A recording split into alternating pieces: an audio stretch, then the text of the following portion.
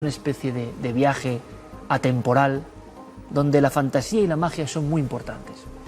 Y hay quien aboga por defender la fantasía y la magia en el niño como un tesoro único, como un tesoro que va a guiar nuestra vida luminosa u oscura. Y hemos hablado mucho de los niños y su aparente don. Vamos a conocer un testimonio de verdad que me puso los pelos de punta. Tenemos a una profesora, a pesar de su evidente juventud, Alba Fons, lleva 11 años de profesora, en áreas además muy especializadas, ayudando a los niños. Te agradezco muchísimo que estés en esta mesa. Gracias. Que inaugures la mesa de la temporada 12, ni más ni menos. Pero estamos entre amigos, yo quiero que te metas en situación, porque tengo aquí el mail que recibimos hace ya un tiempo, empezado el verano, y les confesaré que a veces pasa eso, ¿no? Recibimos muchos mails porque ustedes son magníficos y nos cuentan miles de cosas. No podemos, evidentemente, a veces desarrollar todas, pero hay algunos testimonios escritos que ¡bum! ¿Qué ha pasado aquí? Pues era un caso de una profesora que se llamaba Alba y en un pueblo de Valencia, ella, trabajando sobre el mundo de los niños, se encontró con la niña más especial. Lo contaba de tal forma, lo tengo aquí, que dije, Alba, si es posible, tiene que estar aquí. Y está.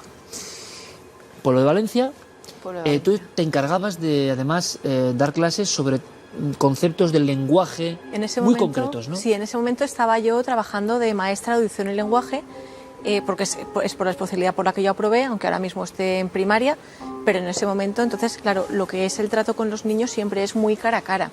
Y dentro del lenguaje, pues claro, se va trabajando de forma muy individual y claro, llegas a conocer también mucho a los niños porque estás en una clase normal también, pero cuando los tienes sentados y estás uno a uno, claro, te da más tiempo pues a preguntarles más cosas, a que vayan sacando cosas. Hay una más interiorización mayor, ¿no? Quizá sí, con esos niños. Sí. Y tú has visto cientos de niños. ¿Has trabajado con ellos? Muchísimos. Pero En 11 años. Me dices que en 11 años hay una cara que no se te olvida nunca. Nunca. Porque cuéntanos la historia de esa cara. Pues yo cuando llegué a ese colegio estaba itinerante entre dos centros de dos pueblos. Entonces cuando llegas tienes que mirarte todos los expedientes, tienes que ponerte al día y en ese momento me dicen tienes que coger también esta niña, pero ya verás que esta niña es un poco rara. Estaba en 5 años, yo digo, iré a hablar con la tutora, voy a hablar con la tutora y me dice, ¿te la vas a llevar? Y dice, muy bien, dice, ya verás, es un poco rara. 2 veces la niña es rara. Pues bueno, digo, pues ya me la llevaré, digo, mira, a ver cuándo os cuadra, y digo, nada, fenomenal. A la hora del patio, en esa hora los de infantil estaban todavía en el patio, entonces yo salgo a por la niña. Hablo con la niña y le digo, oye, mira, que nos vamos ahora, ¿te vienes? ¿Que te acuerdas que te he dicho antes? Sí, sí, fenomenal. Cojo a la niña y cuando yo la cojo, voy a empezar a caminar y veo que la niña no camina. Digo, a ver si es que no entiende que es que se tiene que venir conmigo. Claro, vuelvo a coger, conforme ya vamos a coger la puerta, oigo que grita al lado mío, que dice, ¡ay, para, Alex, me haces daño!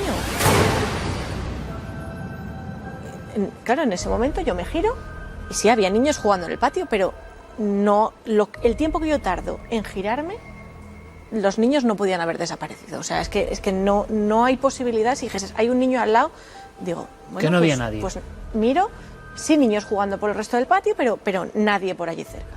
Yo digo, bueno, pues nada, yo me la llevo y cuando estamos allí en clase y todo, pues claro, le preguntas, mira, pues a mi clase, vamos a venir a jugar, vamos a venir. Y claro, tú te la sientas, tienes la mesa, porque cuando tienes los juegos, tú pones los juegos, siempre se hacen muchos juegos de rol y cuando además tienes que trabajar el uso, vale que tú eres la madre y yo soy el padre, digamos, siempre es mucho más fácil para ellos.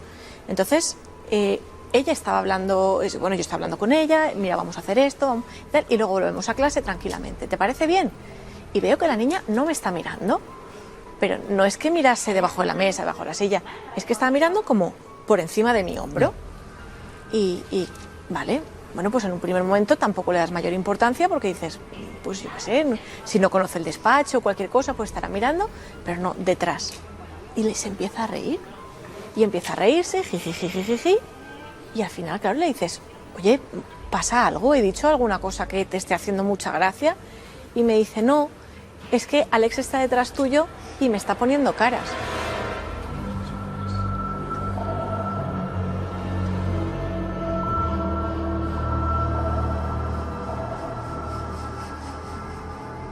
Claro, en ese momento yo me giré, a ver, tenía una pared, no tenía una ventana, no podía haber nadie detrás, pero bueno, yo me giré un poco por en plan de decir, me llego a encontrar algo, creo que muero directamente porque el susto, pero claro, me giré, no había nadie, pero la otra pues se seguía riendo y cada vez que yo iba por ella, cada vez que estábamos, si hacías un juego simbólico de ahora vamos a hacer, cambiamos de situación, ahora este muñeco entra en un sitio y no hay muñeco para Alex, y era como, bueno, pues mira, ponemos... Tú te empiezas, imagino, a pesar de tu experiencia, lo que acabas de contar de Alex está poniéndome caras, yo creo que mucha gente no, público, ha dado un respingo porque toca...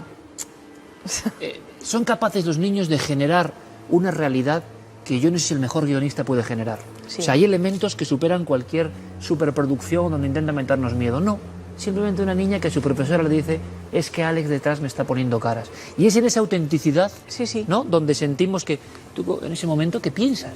Claro, en ese momento tú llegas y dices, Alex antes era el que le había hecho daño, el que le había tirado del pelo en el patio, que no lo habíamos visto, pero claro, te giras en plan de decir, a ver si es que a lo mejor Alex es el muñeco que está encima de la estantería. O sea, empiezas a pensar en cualquier cosa que llegas y dices, pero claro, era como muy consistente, siempre era Alex. Y además Alex, luego hablando con la madre en otro momento, Alex venía al colegio, Alex iba a casa, que la niña era hija única, yo también lo soy, quiero decir, yo puedo entender que siendo tú solo a veces es verdad que te entretienes con otras cosas, sí, sí. O haces tú mismo tu juego simbólico o lo que sea por allí y tú pones más voces, pero dentro de lo que, a ver, de una normalidad, como quien dice, que tú luego no te pones a jugar, si hay más niños, no te pones tú a jugar a tu bola como estaba.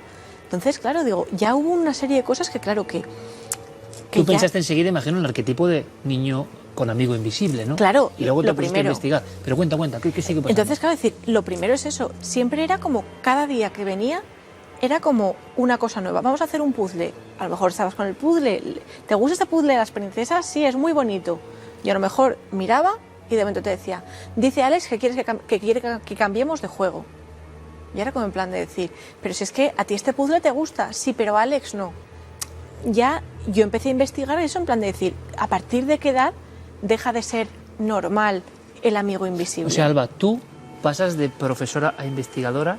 Hay un caso que está claro que se diferencia de todo lo que has tenido y vivido, incluso con fantasías de niños, sí. Y te pones a indagar y yo te pregunto a ti, sí. ¿Y qué descubriste? O sea, esto del amigo invisible, que de momento parece que es como lo que estamos viviendo, ¿no?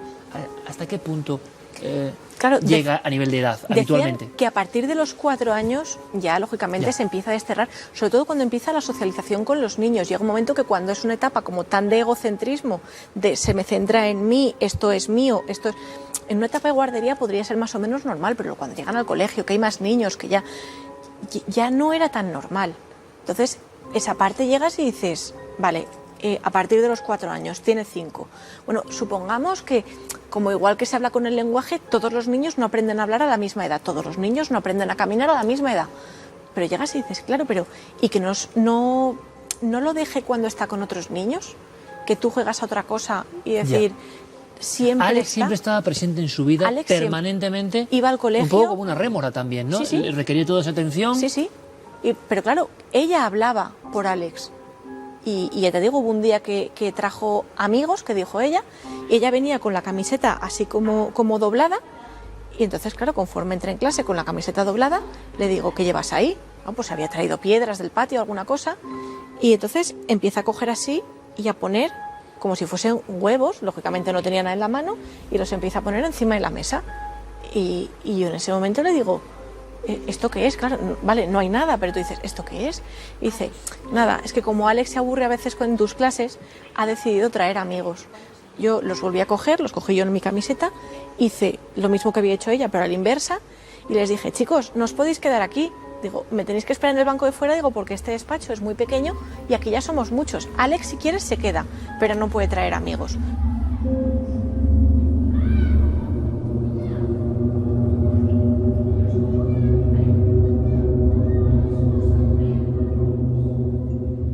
Entonces, claro, yo tenía ahí como una dicotomía mental, por decirlo de alguna forma, porque por una parte por una parte me daba miedo, porque claro, tú imagínate... ¿Admites que te llegaba a dar miedo la niña? Claro. ¿Te fue dando alguna información de ese niño? Yo hubo un día que quise que me lo dibujara, porque lógicamente es en plan de decir, oye, dibújame a Alex, y dibujó un niño. Entonces estaba ella, estaba su padre estaba casi todo el tiempo de viaje, es decir, y estaba Alex. Entonces claro, yo cuando hablé con la madre le dije, ¿hay algún Alex en vuestro entorno? ¿Hay algún...? No, no hay ningún Alex. Yo le llegué a preguntar a la madre, en plan, aparte, ya te sabe hasta mal porque ya es como entrar un poco como en vida personal, es decir, yo qué sé, ¿has tenido algún aborto antes? ¿Has perdido algún hijo al que teníais pensado ponerle Alex? Es que ya no había ningún Alex en su clase.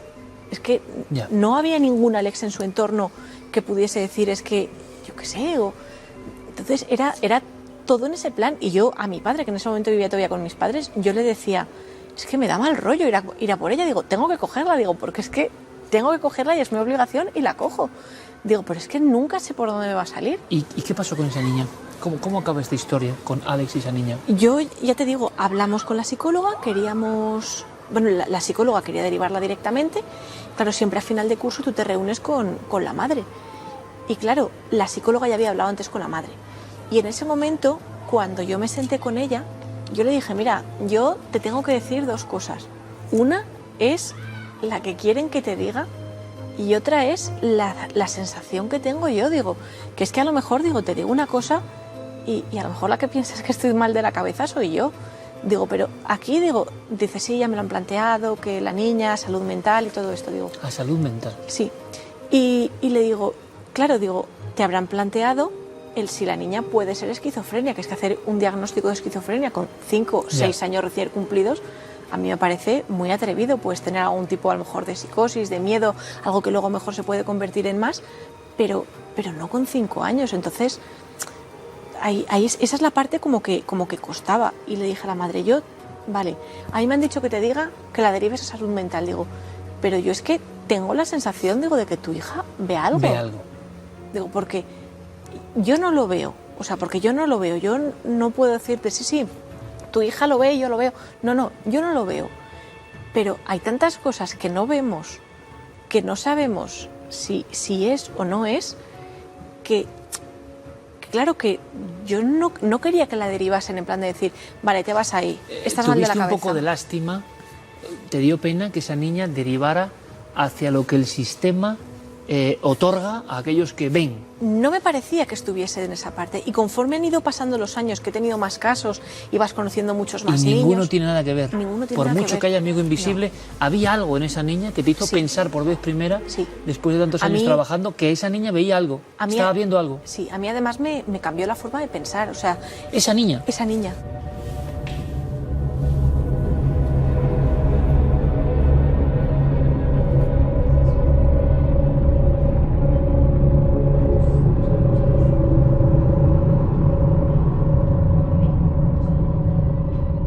El problema es que yo al año siguiente me cambiaron de colegio.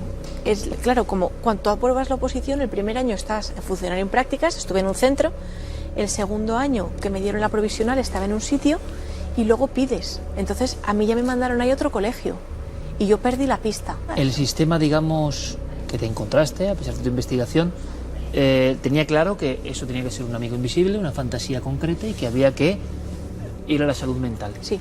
¿Eso pasa con muchos niños? Sí. Sí. Sí.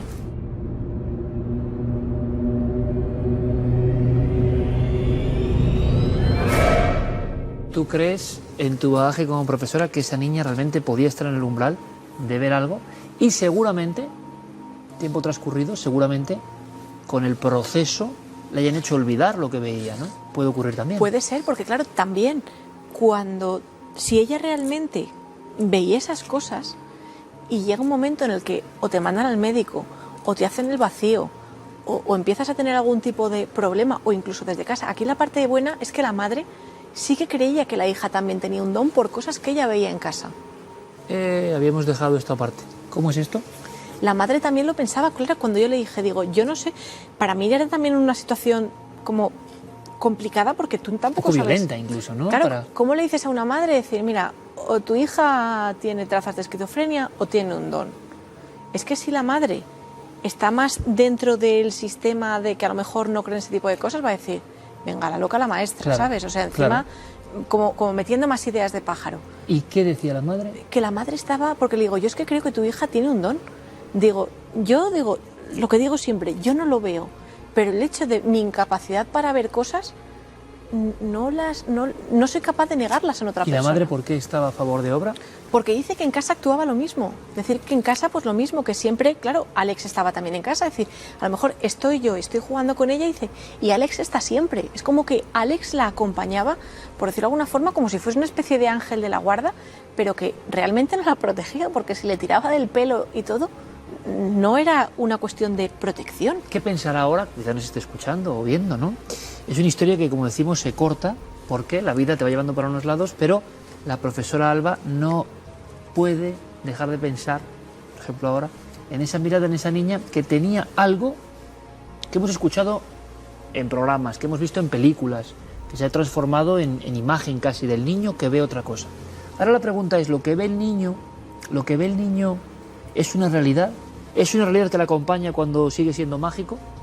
¿Es una realidad solo visible cuando uno tiene los resortes suficientes que no se han caído del árbol de la madurez y ya no vemos nada? ¿O es una pura fantasía y es prodigio de la propia fantasía? ¿Por qué ese caso no se parece a otros? ¿Qué está detectando, digamos, el alma o la mente de nuestra amiga para saber que eso es distinto? ¿Por qué no puedo olvidar la historia de esta niña concreta de 5 años que le hizo cambiar también su forma de pensar? Creo que es una historia maravillosa, tiene elementos muy inquietantes, pero nos va a permitir, Alba, perfectamente entrar en algo que sé que espera también el público, que es un cara a cara sobre este don de los niños. Porque hay dos formas de pensar muy distintas. Gracias por contarlo de esta forma, con esta claridad y con este afecto y nuestro recuerdo para esa niña. Quizá esa niña nos esté viendo. Pues mira, sería curioso, la verdad, ¿no? Muchas gracias, Alba, de verdad, por tu visita. Bueno, es un testimonio de una profesional que sabe tratar con los niños, pero ¿qué ven los niños? Esta noche tenemos muchos contenidos, por cierto, el Cuarto Milenio, contenidos bastante impactantes. Lo reducimos a una serie de imágenes para que ustedes se queden con nosotros esta larga noche del misterio.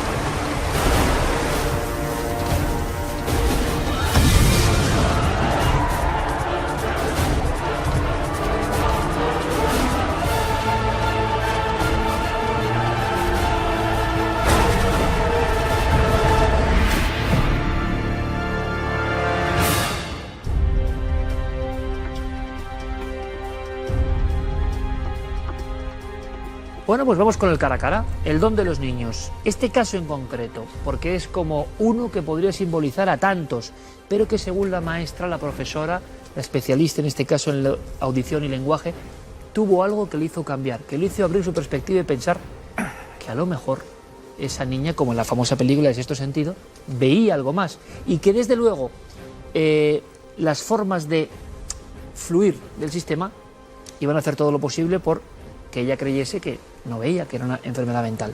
¿Esa enfermedad mental es pura fantasía prodigiosa o es algo más y los niños lo captan? Cara a cara, clásico, pero creo que apasionante. Maestro Enrique de Vicente, bienvenido. Muy buenas noches. A la temporada 12, ni más ni menos, parece mentira. Con mucha fuerza, antes te hemos visto, comentando algunas cosas importantes, pero ¿esto es un absoluto ejemplo de esa magia de los niños o no? ¿Tienen razón los que dicen que es pura fantasía o enfermedad? Es que depende de qué lado del río lo veas, desde aquel o desde este. Hay un punto intermedio y es, los niños tienen abiertos unos canales de percepción psíquica, ven otras cosas que no vemos habitualmente y eso, según numerosos estudios, experimentos, etcétera, en torno a los 7 años, que hay una serie de cambios fisiológicos, tiende a cerrarse. Ahora, ante un mismo tipo de experiencias, digamos de visiones o percepciones no sensoriales, hay niños que reaccionan con un miedo enorme y una gran mayoría que reaccionan como algo normal. Lo que ocurre es que en la medida en la que los padres, el medio ambiente, primero rechazan eso, se ríen o les castigan por ello, porque hay muchos casos, tienden a reprimirlo y desde luego, en torno a los 7 años, con la escolarización o antes, también para ser aceptados socialmente. porque otros niños se ríen de eso, para ser normales. Para ser normales. José Manuel Nieves, otra pata fundamental en este programa y en los cara a cara. Bienvenido, compañero. ¿Qué tal, Vic? Gracias por estar con nosotros en esta 12ª A temporada, vosotros. que se dice pronto, contando muchas cosas y metiéndonos en la mente del niño, que imagino que para ti, hablemos de este caso en concreto, lo que hemos escuchado, para ti es un caso, imagino, digo yo, prototípico de fantasía exacerbada de los niños, de mágica fantasía. Yo creo que sí, pero por desgracia he estado escuchando muy atentamente a Alba, a la maestra, y me faltan cosas. Me faltan cosas que además son las definitivas para intentar averiguar qué es lo que había ahí, ¿no? Es verdad lo que dice Enrique, yo creo que es un poquito antes de los 7 años, eso hacia los 5 años. Sí. Más o menos a los 5 años hay un proceso en la mente de los niños en los que empiezan a distinguir entre lo que está fuera, es decir, la realidad tangible, y lo que es su propia imaginación. Hasta ese momento no son capaces de distinguir entre lo que se imaginan y lo que ven tangible. El cerebro de un niño es un volcán, no tiene experiencia, está vacío, digámoslo así, y entonces se va llenando de experiencias que poco a poco, y cuando llegamos a esa edad, el desarrollo es suficiente para que esta distinción entre lo de dentro y lo de fuera suceda. Resulta que este niño concreto, el que veía a Alex, estaba justamente en la edad de los 5 años, es decir, entraba dentro de lo normal para los niños que tienen todavía esa percepción de lo interior como si fuera una cosa real. Es distinto en cuanto, por lo que decía la profesora, es distinto por la permanencia y la persistencia. También es verdad, pero ahí es donde me falta el dato porque, claro, hay una cosa fundamental que es que deciden entre los psicólogos y algunos profesores someterla a un examen psiquiátrico. Y no sabemos qué pasó, no sabemos los resultados. Se cortó la historia, es verdad. Claro, entonces yo necesitaría ver que digan efectivamente. Porque no descartas que realmente pudiese haber una evidentemente, enfermedad, o sea, hay muchas, igual que hay enfermedades físicas, también hay enfermedades mentales. Hay enfermedades donde uno ve a un niño permanentemente, durante todo un año, permanentemente. No, pero es que ahí tienes que juntarlo. Estamos hablando de una enfermedad mental en un niño de muy corta edad, en un niño en el que ese proceso de diferenciación, o sea, si una esquizofrenia en un adulto ya no te permite distinguir la realidad de lo que no es real, de lo que tú te estás imaginando, imagínate en un niño pequeño en el que todos los niños de esa edad ya tienden a eso. Es decir, si además está acentuado por un problema médico, por un problema clínico, pues ahí tenemos esa persistencia y esa exageración del caso. Entonces no lo podemos decir simplemente porque no sabemos qué pasó después. Sabemos que se sometió a un tratamiento, que se iba a someter a un tratamiento, pero ahí Alba, la profesora, le pierde la pista y no sabemos La qué pasó. pregunta es si puede haber casos reales y el sistema impide que haya casos reales, también podríamos decirlo, porque en opinión de Enrique, poner un nombre, Alex, ¿qué sería Alex? Algo que percibe ese niño y a lo que le pone un nombre. Pero la cuestión es que hay miles de casos estudiados que están en esa misma línea. Y hay toda una gama de casos en los que ha habido una corroboración de que lo que el niño ve se corresponde con algo real. Te cuento, por ejemplo, multitud de casos.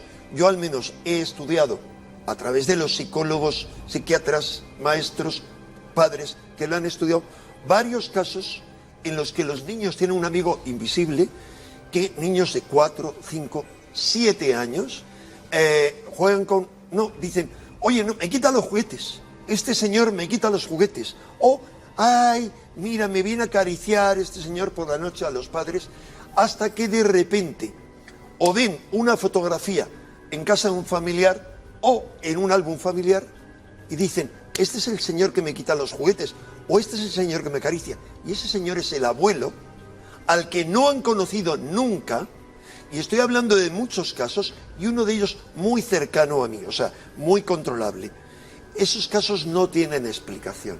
Como multitud de ¿No otros, tienen? por ejemplo, perdón, me permito añadir algo más, decía Nieves, 5 años, el profesor Roberto Spinelli, un gran psicólogo que ha trabajado, un especialista en un área de la psicología en Gran Bretaña, ha hecho multitud de experimentos en los que ha comprobado que los niños menores de 7 años obtenían muchos mejores resultados en test de percepción extrasensorial que los adultos o gente de más edad. Tienen una potencia especial para Totalmente. captarlo. Es decir, no hay imaginación, tienen esa capacidad. Bueno, vamos a ver. Eso, en fin, aquí estamos ya un poco como siempre, que una cosa son los deseos y otra cosa son las realidades. Entonces, las realidades y lo que estudia la ciencia, es verdad y eso es cierto. Estamos empezando a conocer los procesos profundos de funcionamiento del cerebro, no los conocemos todos, pero aceptar que ese Alex sea una realidad, es decir, que efectivamente haya ahí un niño es el fantasma del abuelo, o el espectro, la aparición, la presencia, llámalo como quieras. No en ese caso. Llámalo como quieras, supone aceptar todo ese mundo paralelo del cual no hay prueba ninguna de su existencia, y eso es una cuestión de creencias de cada uno. Es decir, yo no me voy a meter con quien crea todo esto, pero no existe. Faltaría más. No existen, por supuesto, porque entonces me metería con todas las religiones, ¿no? Te meterías con una mayoría de los seguidores de este programa, bueno, vale, da igual. a los que tú, afortunadamente, has venido suave. Como todos los reduccionistas, es que después del verano ya lleváis vuestra Inquisición hasta donde podéis. Y eso ¿no me ha dejado acabar? No, pero simplemente quería decir, José Manuel, esa forma de actuar, según Enrique, es la que hace que el niño que quizá esté viendo algo sea reducido a la nada por parte del sistema, por parte del análisis médico, por parte de su familia, y en muchas ocasiones no de la familia, sino cuando van al colegio. Casos que yo he seguido, o sea, hasta el extremo. Enrique, rotundamente no. Ahí estás tú. Tú ya no eres un niño, ¿no? Y has conservado todo eso. He conservado yo más. Y multitud de otra gente. Bueno, Perdona, entonces... multitud de otra gente. Mira, voy a referirme a un caso concreto, no puedo decir quién es. Alguien que en este momento ocupa un cargo profesional de un altísimo nivel, Me hablaba de sus experiencias, no ya solo con su hija, sino de sus propias experiencias. Vamos a ver. Y me dijo, además, y le dices a Nieves de mi parte, que como se caliente tanto con este tema, acabará derretido. Me dijo, a ver, vamos a ver. Si todo el mundo sabe de qué vas, Nieve, que caballo viejo como tú no aprende trote nuevo, nunca. Nunca. Vamos a ver. Me dejas contéstame tú a unas preguntas, ¿no? Entonces, según tú, todos los niños tienen esa posibilidad teórica, o un buen número de ellos, X número. Un porcentaje. Un porcentaje. Sí. Y ese porcentaje, una parte de ese porcentaje buena, está reprimida por la sociedad, la educación, los padres, la familia, los amigos. A nivel planetario, sí. Es que hay que tener en cuenta que se dan casos, por ejemplo, de Turquía. En Turquía, casos de niños Enrique, ¿me vas a dejar terminar algo? Les meten jabón en la boca para que no hablen. Enrique, es verdad que venía tranquilo, pero me lo vas a quitar, la tranquilidad. Sigue, José. A ver, habrá otro porcentaje de niños que no han sido reprimidos o que la represión no ha sido suficiente como para taparle todo eso, ¿verdad? Esos niños crecen, se convierten en adultos. ¿Qué pasa con ellos? ¿Son todos videntes? ¿Son todos visionarios? A los 7 años, ¿dónde están esos niños? Te respondo. ¿Dónde están esos? Perdona, acabo la pregunta. ¿Dónde están esos niños que no han sido reprimidos o que la represión no ha sido suficiente? ¿En qué se han convertido? Te respondo. ¿Se los ha cortado solo? ¿Gente que tiene un don también? En muchísimas cosas. ¿Qué son? Primero, hay La algunos, patrulla X hay para algunos ti. Iker, que cuando, en un momento, digamos, ya cuando son adultos, retoman ese don. Una ínfima minoría, ¿Les queda algo por ahí? ínfima minoría, se dedican, profesionalmente o no, a ejercer eso. ¿Y por qué crees que son tan pocos? Un buen porcentaje de ellos aplican eso en sus profesiones. Por ejemplo, este profesional, no voy a dar pistas, pero otros profesionales lo han reconocido. Grandes profesionales, por ejemplo, el fundador de la cadena Hilton, el fundador de las rancheros, de que cuando ellos eran en niños, su infancia tenían esa experiencia y que eso lo han aplicado a los negocios. Vamos a ver. Como una intuición o sexto sentido. Vamos a ver. Todos los niños, todos y cada uno de los niños que existen, han existido y existirán, tienen un don, que es el don de ser niño.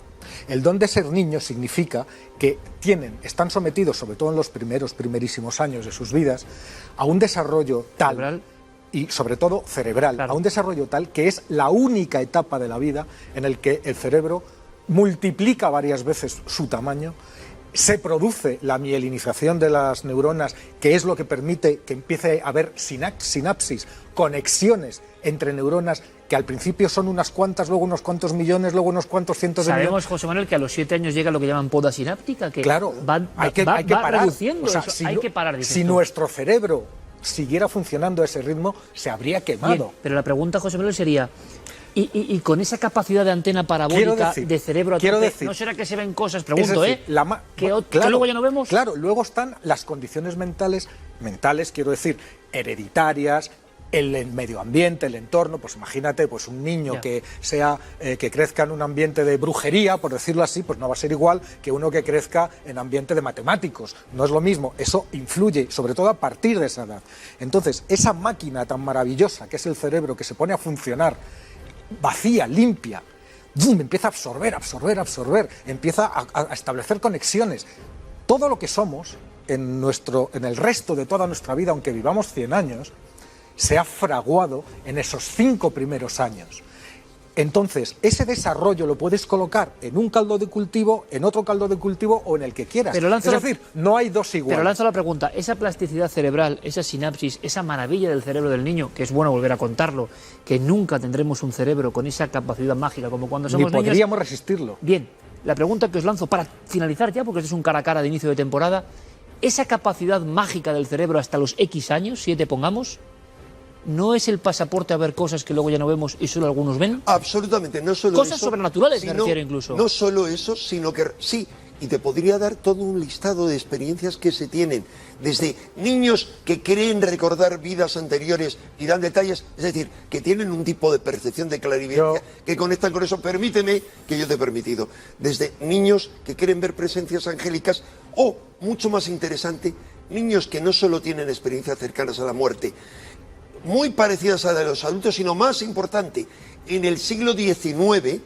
el médico Sir William Barrett, que escribió un libro, y otros investigadores, varios libros, sobre visiones en el lecho de muerte, comprobaron, porque su mujer era enfermera, hizo un estudio muy detallado y comprobó que había multitud de casos de niños que describían cómo en el lecho de muerte, antes de morir, venían a ayudarles, a decirles, a darle la bienvenida, personas que conocían y decían, fulano, e ignoraban que muchas de esas personas habían muerto mientras que ellos estaban en el hospital. ¿Cómo se explica eso? Hay algo más que ha dicho Nieves. Ha hecho referencia, por ejemplo, al genio matemático. Entre los superdotados matemáticos o para la música, se han dado cantidad de casos y se han realizado experimentos que han demostrado que también eran superdotados para la precognición o para la telepatía. Es más, hay el caso de un... Pero y para la visión, que es lo que estamos hablando de esa figura... Totalmente. Pero que además es una figura recurrente, que no sé si es lo normal, ¿eh? O sea, es decir, que tú puedes tener una visión, pero durante un año entero esa visión con nombre y apellidos está junto a ti. Yo no sé. En ocasiones, información corroborable. Hay casos en los que los niños han descrito, algunos casos, no hablo de la globalidad, cada caso es distinto, han descrito a otros niños que luego se comprobó que habían muerto. Pero hay algo más fascinante, y son los seres no niños protectores de niños.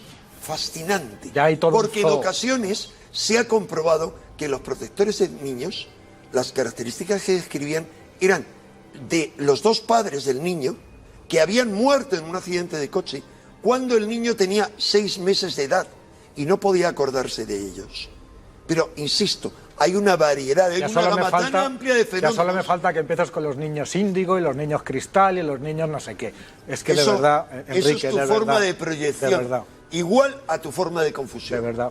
Bueno, cara a cara, como ven, como siempre reconciliable, pero con elementos siempre sorprendentes sobre el don de los niños, que es evidente si lanzamos una encuesta, sí, decía Nieves, el don de ser niño en sí, el don de un cerebro mágico. Pero, ¿y estos casos concretos? Y lo que dice Enrique, indagando en la historia, ¿se podría saber qué fue del tal Alex? A lo mejor fue alguien. Yo no sé por qué tengo la impresión de que quizá después de este territorio, y como investigadores que somos y curiosos, quizá llegue información sobre ese Alex, o quizá esa familia está viéndonos ahora mismo, porque seguro que es la punta del iceberg. Hay muchas personas que nos escriben con casos de niños que les angustian, que yo creo que no hay que angustiarse, pero también con la duda de, ¿vamos a amputar todo esto y resulta que es verdad? Bueno, lo dejamos ahí, y si tienen casos similares, parecidos, por favor, vías de